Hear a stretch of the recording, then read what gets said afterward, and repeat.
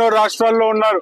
కానీ ఏ రాష్ట్రంలో ఏ నియోజకవర్గంలో కూడా వడ్డీ లేని రుణాలు రైతులకు అందజేసే పరిస్థితులు లేదు. మొదటిసారిగా ఈరోజు ఆళ్లగడ్డలో వడ్డీ లేని రుణం ఈరోజు ఆళ్లగడ్డ రైతులకి ఈరోజు అందజేయడం జరిగింది. ఈరోజు రైతుల కోసం నిలబడాలన్నా, మరి కార్యకర్తల కోసం నిలబడాలన్నా అది భూమా నాగిరెడ్డి గారి అడుగు జాడల్లో మేము నడుస్తున్నందుకే ఈరోజు ఏదన్నా సాధ్యమవుతుంది.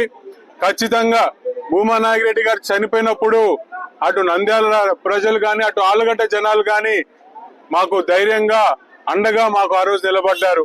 ఖచ్చితంగా నంద్యాల కార్యకర్తలకు గాని, ఆళ్లగడ్డ కార్యకర్తలు గాని, భూమా కార్యకర్తలు ఎక్కడున్నా, మరీ ప్రత్యేకంగా భూమా నాగిరెడ్డి గారి అభిమానులు కార్యకర్తలు నంద్యాలలో ఉన్న వాళ్ళకు కూడా చెప్తున్నాను, ఖచ్చితంగా వచ్చే రోజుల్లో మీరందరూ గర్వపడే విధంగా మేము రాజకీయాలు చేస్తాము.